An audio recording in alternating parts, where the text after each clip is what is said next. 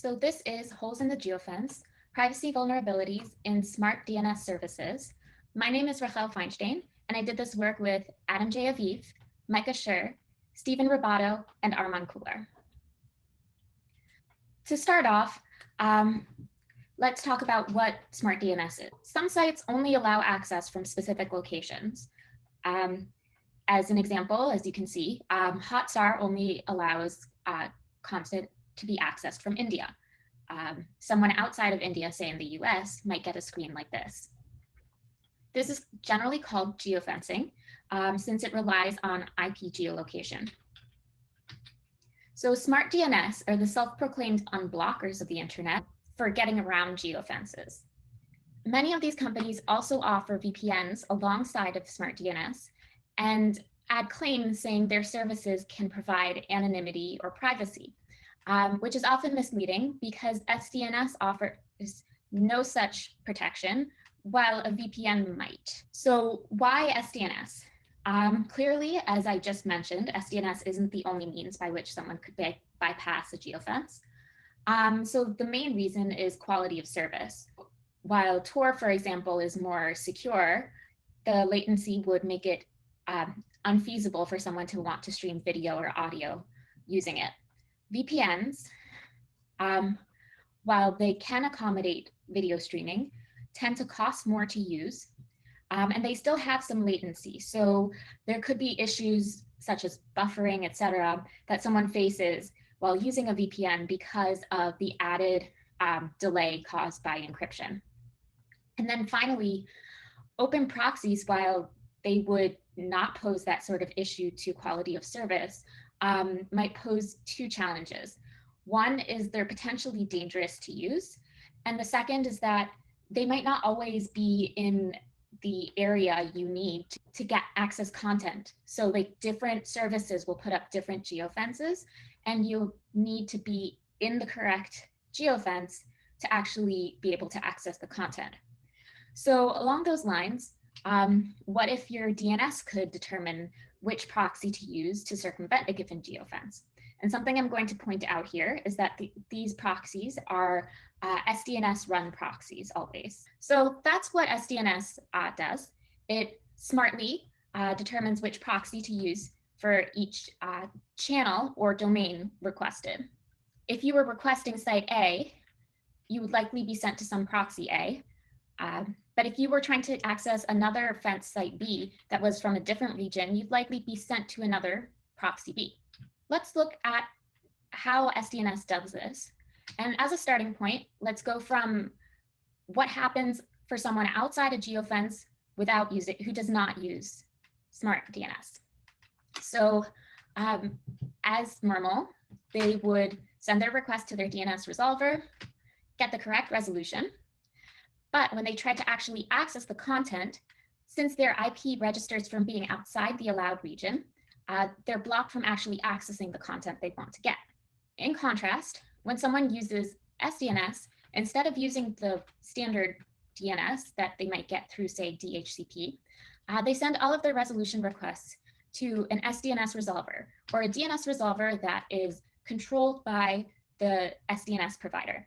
So they send the request, but this time the SDNS resolver will check whether they're a customer, and if they are, will return an incorrect resolution. Here you see that the IP address corresponds to a proxy that's within the geofence for the content the client is requesting, rather than the actual IP address that would be the correct resolution for streaming.net. The client or customer follows the DNS protocol and assumes that the resolution that they got is correct and sends their GET request to the proxy. The proxy then forwards the request to the streaming site, which responds, and the proxy then forwards that back to the client.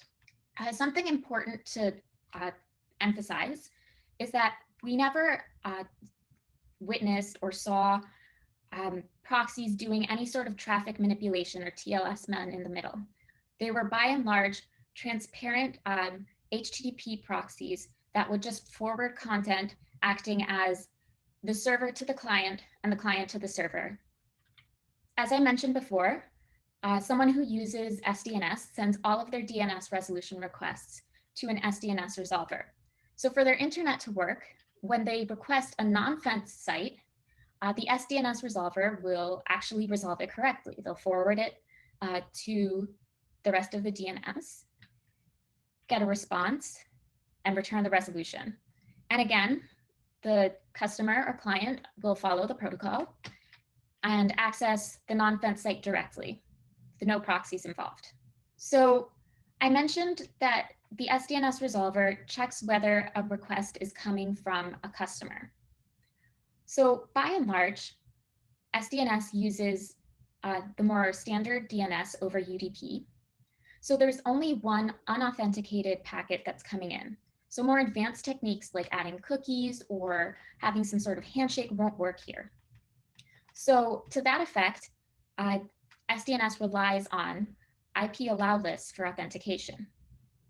So when the client goes to request, if they are not a customer, they'd send their request. The SDNS resolver would check and find that no, their IP is not on the allow list. And they would do one of two things. They would return either the correct IP resolution, or they would send them to the login site for the service that they're attached to and ask the person to log in and fix their settings. So with that in mind, let's look at how a customer would set up their system, their local computer, to use smart DNS.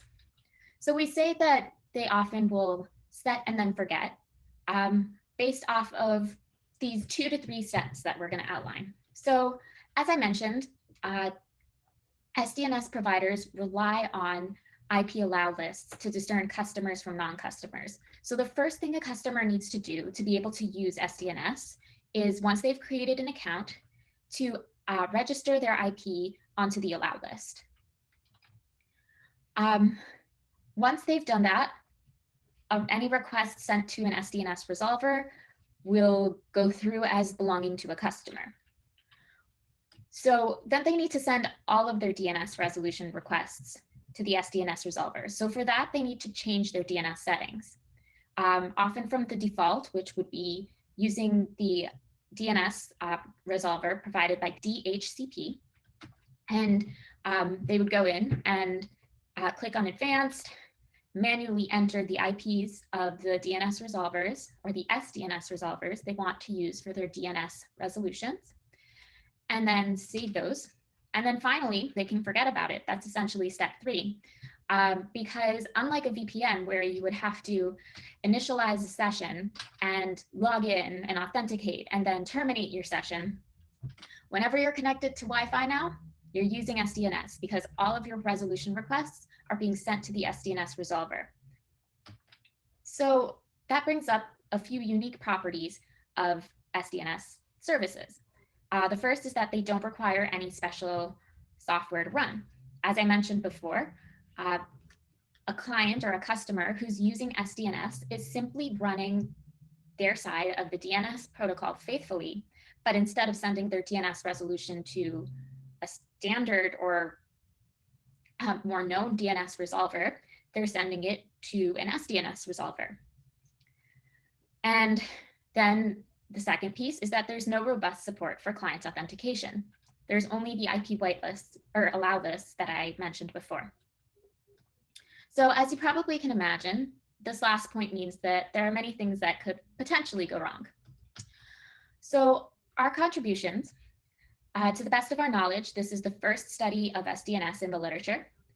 So we do some analysis of the landscape, and we've identified numerous privacy risks within these systems. So before we can go into more detail, it's important to note that there's a very specific dynamic between SDNS providers and the content providers who run the channels that they claim to support. Here, as you can read, it's an ongoing game of whack-a-mole, where the content providers tend to be the whackers and the SDNS providers are the moles. So streaming content providers usually don't own the content they stream, or they don't own all of it. Oftentimes, the content belongs to artists or their unions.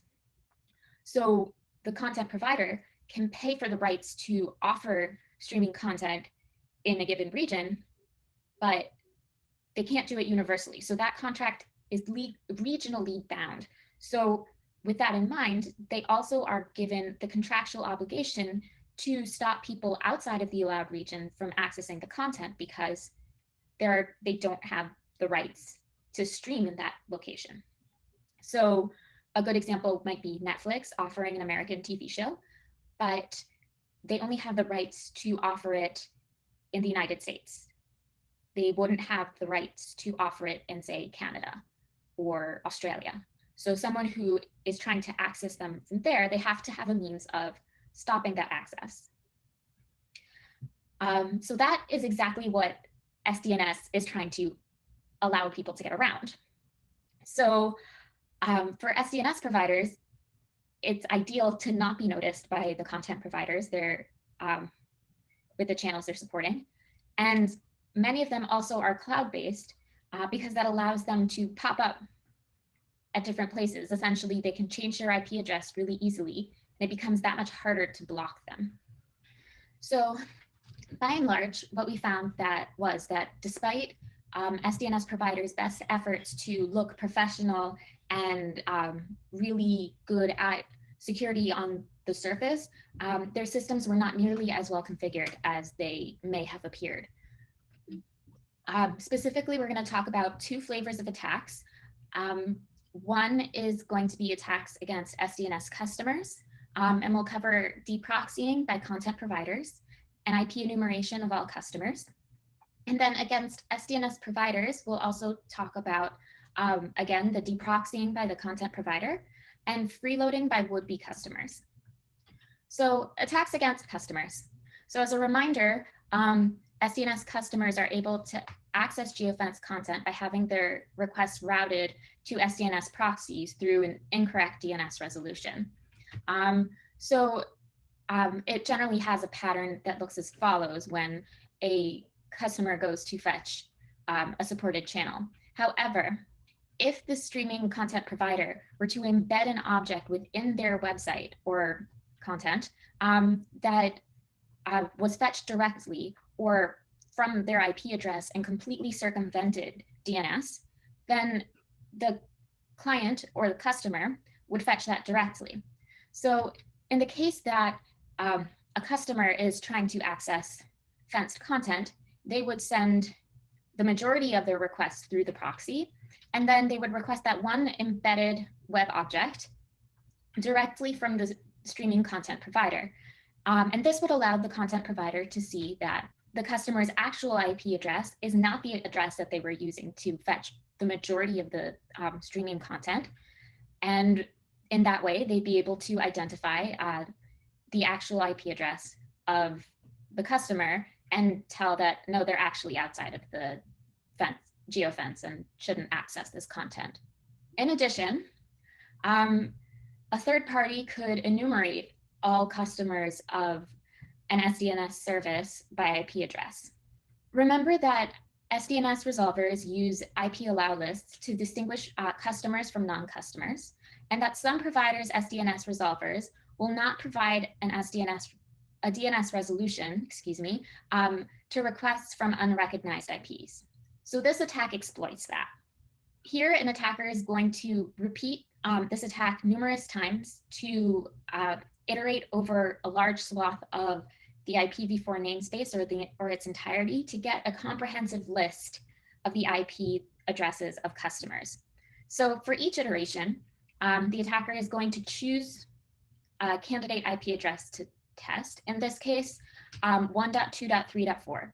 And the attacker is going to forge a request from uniqueid.attacker.net, supposedly from that address.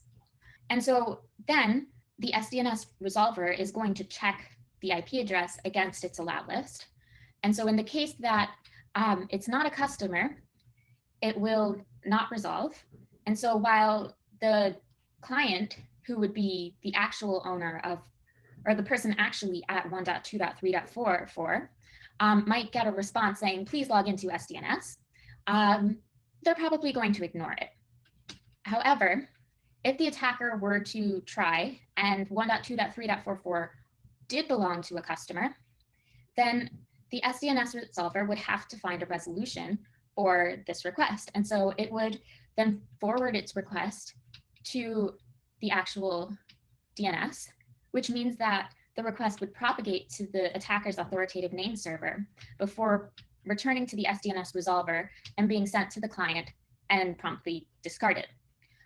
What's important to keep in mind, though, is that once the request propagates to the authoritative name server, the attacker now has a record of a query for unique string.attacker.net, which the attacker can map back to the client IP, in this case, 1.2.3.44, and conclude, okay, that IP address belongs to a customer. I should also mention that we verified this with a proof of concept against ourselves, and we found that this flaw was present within, I believe, 4 providers. We disclosed this flaw to them, and one of the providers did actually remedy this issue within 24 hours of our disclosure. So attacks against SDNS providers. Revisiting the deproxying attack, we saw that the content provider had both the IP address of the client or customer, as well as that used by the client to access the majority of the content on their page. In this case, that would be the SDNS proxy's IP, which means that by performing this attack, the content provider not only identifies which client is using SDNS, but also identifies the proxies for SDNS providers and can block them in real time. In addition, not all of the SDNS proxies are configured properly. Specifically, when a customer goes and requests a resolution, the SDNS resolver will check whether they're a customer by consulting the IP allow list. But in some cases, the proxy does not. So what that means is that someone who's not a customer, say Uncle Pennybags, could then potentially take advantage of this. Again, if Uncle Pennybags were to send a DNS resolution to the SDNS resolver, he would either get the correct resolution or he would get the request to please log into SDNS. However, if Uncle Pennybags knew the IP address of the proxy, he could send that GET request directly to the proxy and get that exact same behavior as though he were a customer. So as I mentioned before, there are additional attacks that are not covered in this talk, but that we find against SDNS services, including an increased risk of traffic analysis and the presence of proxied content that's not advertised for customers, and SDNS providers facing potential exposure to analytics about their users through a DNS cache enumeration attack. So finally, what does this mean? There are many vulnerabilities in SDNS, as we pointed out. Some of them have to do with misconfiguration, but many of them are bound to persist for the foreseeable future. For example, I mentioned the use of standard UDP-based DNS. And while that wouldn't be the case using DOH or DOT, neither DOH nor DOT is supported by all major operating systems at this point in time. So that would mean the inherent behavior of this lack of robust authentication is bound to persist for an extended period of time. In summary, SDNS offers geofence circumvention, but it does so at a high cost to privacy.